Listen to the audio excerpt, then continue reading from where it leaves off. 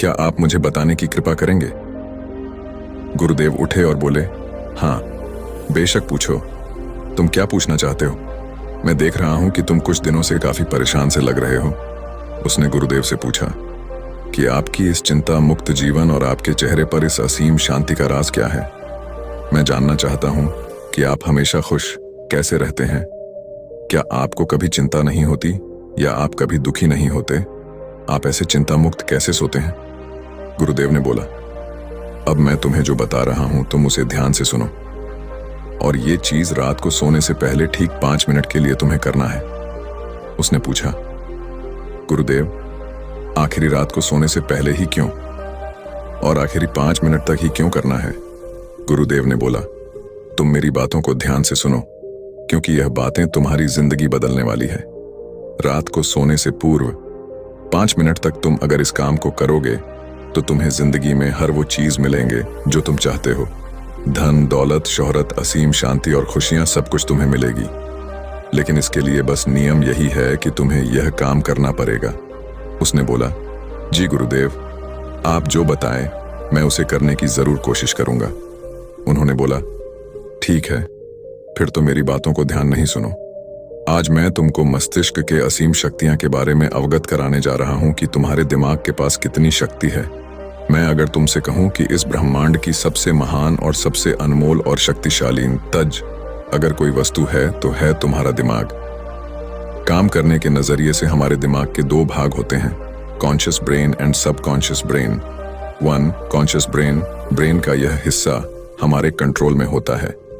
हम जागते हुए जो भी देख, सुन और समझ पा रहे हैं वह कॉन्शियस ब्रेन की वजह से ही हो रहा है। जब हम सो जाते हैं तो यह भी सो जाता है। सबकॉन्शियस ब्रेन का यह पार्ट हमारे कंट्रोल में नहीं होता। जब हम सो जाते हैं यह तब भी जगता है। सपने आदि इसी की वजह से आते हैं। चेतन मन और अवचेतन मन को एक उदाहरण द्वारा समझा जा सकता है। जब भी कोई व्यक्ति पहली बार साइकिल चलाना सीख रहा होता है तो उसे साइकिल को ध्यानपूर्वक नियंत्रित करना होता है। शुरुआत में वह संतुलन नहीं बना पाता और थोड़ा डरा हुआ भी रहता है। लेकिन कुछ दिनों बाद जब वह साइकिल चलाना सीख जाता है तो अब उसे साइकिल को नियंत्रित करने के बारे में सोचने की भी आवश्यकता नहीं होती। अब साइकिल अपने आप नियंत्रित हो जाती है और अब तो वह मित्रों के साथ बातचीत करते हुए या कोई और कार्य करते हुए भी साइकिल चला सकता है। ऐसा क्यों होता है? शुरुआत में जब व्यक्ति पहली बार साइकिल चलाना सीख रहा होता है तो वह अपना चेतन मन, कॉन्शियस माइंड इस्तेमाल कर रहा होता है।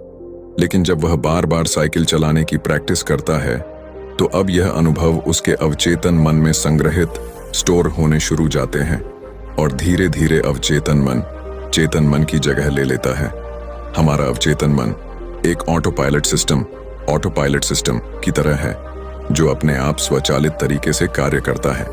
सभी स्वचालित कार्यों जैसे सांस लेना, दिल धड़कना आदि कार्य अवचेतन मन के द्वारा ही किए जाते हैं। हमारी आदतें एवं रोजमर्रा के सभी कार्यों में अवचेतन मन का महत्वपूर्ण योगदान होता है। हमारे हर एक विचार का हमारे अवचेतन मन पर महत्वपूर्ण प्रभाव पड़ता है। या ये कह सकते हैं कि हम जो कुछ भी सोचते हैं या करते हैं उससे हमारे अवचेतन मन की प्रोग्रामिंग होती जाती है और फिर बाद में धीरे धीरे अवचेतन मन उस कार्य को नियंत्रित करने लगता है।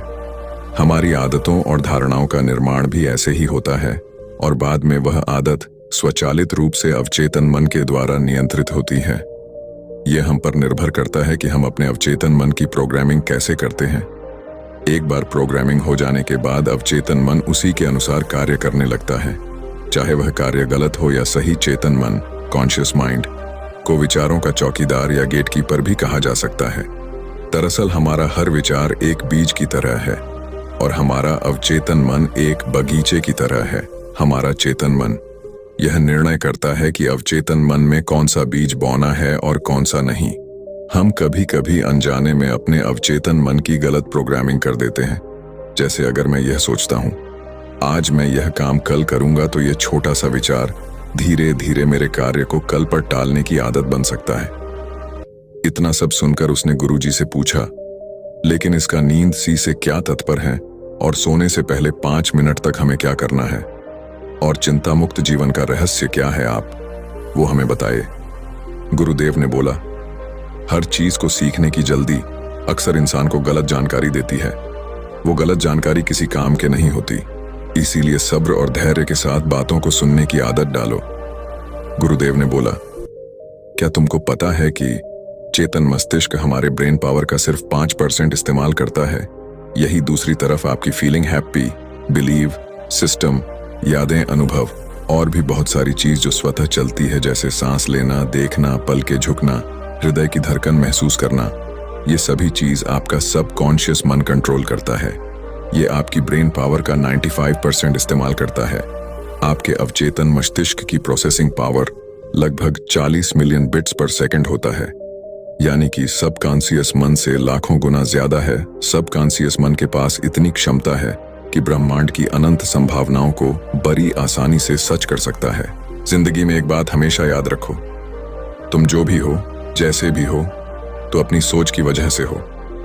तुम अपने दिमाग को जैसी बातें बताते हो, जैसी चीजें दिखाते हो और जैसी बातें सोचते हो, वैसे तुम बन जाते हो और वैसे ही तुम्हारी जिंदगी होती है। और इन्हीं वजहों से सुख, दुख और तुम्हारे मन का सुकून, शांति, सब कुछ मिलता है और सब कुछ खो भी जाता है। इसीलिए खुद को सही दिशा देना जरूरी है। क्या तुमने कभी ऐसा अनुभव किया है कि जब तुम सोते हो तब तुम ऐसे घटना के बारे में सपना देखते हो जिससे आप सोने से चंद मिनट पहले सोचा था या बोला, देखा या सुना होगा? अगर आपके साथ ऐसा कुछ अनुभव हुआ है? उसने बोला, हाँ गुरुजी। उन्होंने बोला, सोने से पहले जब हम आधा सोए आधा जागे हुए अवस्था में होते हैं तब हम तैयार होते हैं अपने सबकॉन्शियस मन में उन विचारों को डालने के लिए जिसे हम अपने जीवन में प्रदर्शित करना चाहते हैं। तब तुम जो भी सोचोगे, जो भी मन में विचार लाओगे और जिन विचारों के साथ तुम रात को सोने की कोशिश करोगे, वो सारी चीजें को तुम्हारा दिमाग, तुम्हारा सपना, तुम्हारा बन साकार करने की कोशिश करेगा।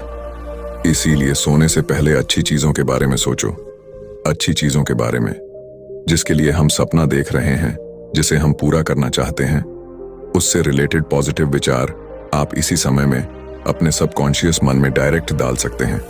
इसके लिए 2 तरीके हैं। सबसे पहले तरीका है, तुम सोने से पहले सिर्फ इन चीजों के बारे में सोचो जो तुम्हें सुकून दे, जो शांति दे, जिससे तुम्हारा मन हल्का हो। आंख बंद करके तुम ये सोचो, आज का पूरा दिन बिताकर मैं हमेशा की तरह ये आज के आखिरी 10 मिनट खुद को दे रहा हूं। मैं सबसे पहले उनको माफ करता हूं जिन्होंने आज मुझ पर गुस्सा किया। मैं उन सबको माफ करता हूं जो बदल गए। मैं उन सब उम्मीदों को खुद से अलग करता हूं जो किसी और इंसान पर टिकी है। मैं पास्ट की पुरानी सभी बुरी आदतों को छोड़ता हूं। इस दुनिया में हर कोई इंसान ही है और इंसानों से गलतियां हो जाती हैं, इसलिए मुझसे भी गलतियां हो जाती हैं। किसी की बुराई करना, किसी के बिहेवियर को जज करना, किसी के लाइफ को जज करना, खुद को या दूसरों को दोष देना, दुखी रहना या रोते रहना, ये आदतें मुझसे बहुत दूर है। हाँ, मैं ऐसा ही हूँ। मैं जानता हूँ कि किसी बुरी से बुरी चीज से भी मुझे क्या सीखना है। मैं आजकल अपनी मंजिल को पाने के लिए पूरे जी जान से मेहनत कर रहा हूँ। मुझे अपने आप में गर्व है। मैं वो सब करके दिखाता हूँ जो मैं करना चाहता हूँ। मैं अच्छा हूँ, सुंदर हूँ और सबसे ज्यादा खुद पर विश्वास करता हूँ। मैं आज की गलतियों के लिए खुद को भी माफ करता हूँ। मैं अपनी सभी बुरे कामों के लिए भी खुद को माफ करता हूँ। मेरे पास आज जो कुछ भी है वह काफी है। मैं हर दिन खुद के और करीब आता जा रहा हूँ। किसी की बुराई करना, किसी के बिहेवियर को जज करना, किसी के लाइफ को जज करना, खुद को या दूसरों को दोष देना, दुखी रहना या रोते रहना, ये आदतें मुझसे बहुत दूर है। हाँ, मैं ऐसा ही हूँ। मैं जानता हूँ कि किसी बुरी से बुरी चीज से भी मुझे क्या सीखना है। मैं आजकल अपनी मंजिल को पाने के लिए पूरे जी जान से मेहनत कर रहा हूँ। मुझे अपने आप में गर्व है। मैं वो सब करके दिखाता हूँ जो मैं करना चाहता हूँ। मैं अच्छा हूँ, सुंदर हूँ और सबसे ज्यादा खुद पर विश्वास करता हूँ।